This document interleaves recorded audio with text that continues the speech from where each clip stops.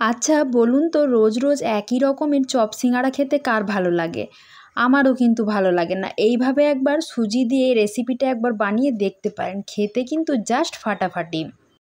Cooking with মৌ চ্যানেলের পক্ষ থেকে আমি মৌ আপনাদের সামনে আবার হাজির হয়ে গেছি সম্পূর্ণ নতুন একটা রেসিপি ভিডিও নিয়ে।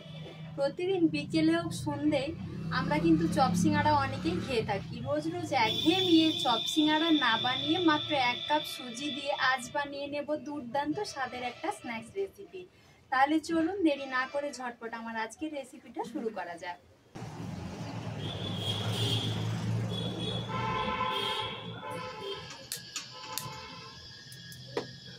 সবার প্রথমে আমি গ্যাসের ওপর একটা কড়াই বসিয়ে দিচ্ছি। তাতে দিয়ে দেব 1 কাপ মতো জল।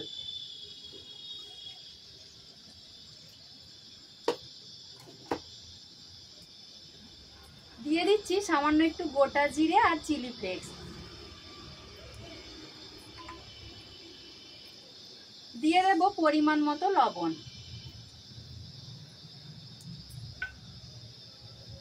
স্বাদটা একটু সুন্দর আনার জন্য দিয়ে দিচ্ছি 1/2 চামচ মতো আমচুর পাউডার। আমচুর পাউডারের পরিবর্তে চাট মশলাও দেওয়া যেতে পারে।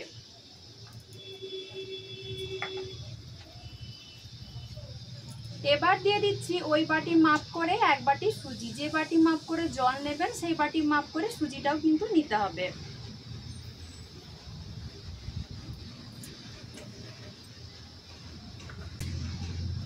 সুজিটা দেওয়া মাত্রই গ্যাসের আঁচটা একটু মাঝারি করে দিয়ে অনবরত এভাবে নাড়িয়ে দিতে হবে।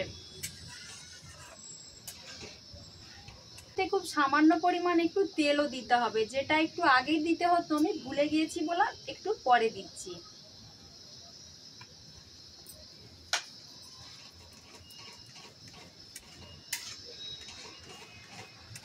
এইভাবে নাড়তে নাড়তে দেখা যাবে মিশ্রণটা কিন্তু অনেকটা শক্ত একটা ডোয়ের মতো পরিণত হয়েছে।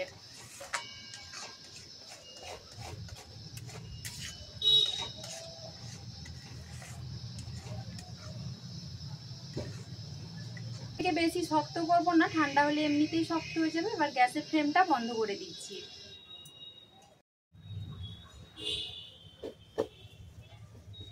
এবার মিশ্রণটা একটা থালার মধ্যে আমি নামিয়ে নেব।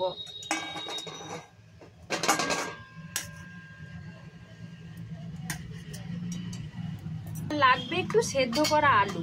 আমি এখানে দুটো মাঝারি সাইজের আলু সেদ্ধ করে নিয়েছি, সেটা এভাবে একটু গ্রেট করে এর মধ্যে ছড়িয়ে দিচ্ছি।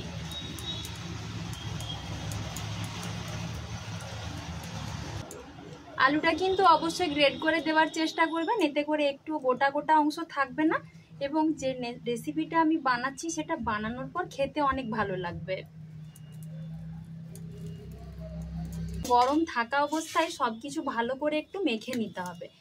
পুরোপুরি ঠান্ডা হয়ে গেলে কিন্তু মাখা যাবে না।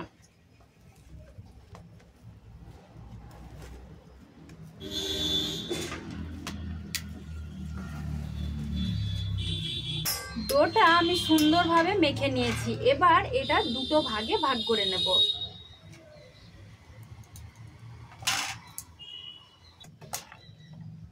তারপর একটা বেলনার মধ্যে নিয়ে এভাবে সরু করে লম্বা করে পাকিয়ে নিতে হবে। চাইলে আপনারা দুটোর জায়গায় 3টে টুকরো করেও কেটে নিতে পারেন।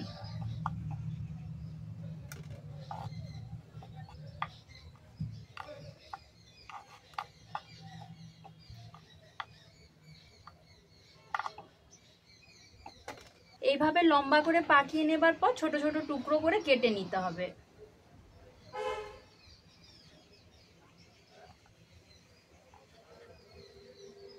ঠিক এই সাইজ করে একই রকম করে সবগুলোই কেটে নেওয়ার পর ফিরে আসছি। দেখুন বন্ধুরা, একইভাবে আমি সবগুলো বানিয়ে নিয়েছি। এবার একটা কাঁটা চামচ দিয়ে চেপে চেপে এইভাবে একটু দাগ করে নেব। সেটা কিভাবে করছি সেটাও আপনাদেরকে দেখিয়ে দিচ্ছি। কাঁটা চামচ নিয়ে এরকম করে হালকা করে একটু প্রেস করে দিলে একটা সুন্দর ডিজাইন এসে যাবে। এইভাবে করে নিচ্ছি। ডিজাইন ছাড়াও কিন্তু একইভাবে আপনারা বানিয়ে নিতে পারেন। সবগুলো করে নিয়ে তারপর ফিরে আসছি।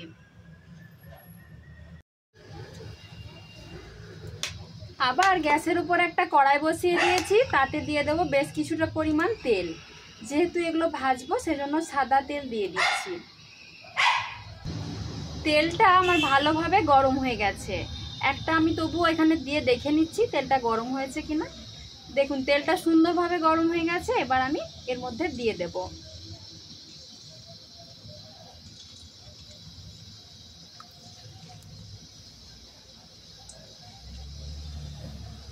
একসাথে খুব বেশি দেব না, বারে বারে আমি ভেজে নেব। তো দেখুন বন্ধুরা, আমার সবগুলো তৈরি করা হয়ে গেছে। আশা করি দেখে বুঝতে পারছেন কতটা ক্রিস্পি তৈরি হয়েছে। আর এগুলো খেতে কিন্তু দুর্দান্ত হয়। আমি আজকে টমেটো কেচাপের সঙ্গে পরিবেশন করেছি।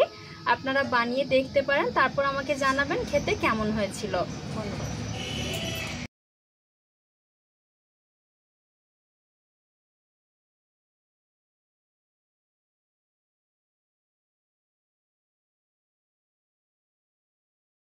তাহলে বন্ধুরা, আমার আজকের এই সুজি দিয়ে বানানো স্ন্যাক্সের রেসিপিটা আপনাদের কেমন লাগলো অবশ্যই কিন্তু আমাকে কমেন্ট করে জানাবেন। যদি একটুও ভালো লাগে তাহলে একটা লাইক করে দিয়ে সবার মাঝে বেশি বেশি করে শেয়ার করে দেবার জন্য অনুরোধ জানাচ্ছি, যাতে সবাই রেসিপিটা দেখে বাড়িতে ট্রাই করতে পারে। আর যদি চ্যানেলটাতে নতুন বন্ধু হয়ে থাকেন তাহলে চ্যানেলটা সাবস্ক্রাইব করে দেবেন, পাশে থাকা নোটিফিকেশন বেলটা অন করতে ভুলবেন না। আজকের মতো এই পর্যন্তই। খুব তাড়াতাড়ি আবারও হাজির হয়ে যাব সম্পূর্ণ নতুন একটা রেসিপি নিয়ে। সবাই ভালো থাকবেন, সুস্থ থাকবেন। ধন্যবাদ।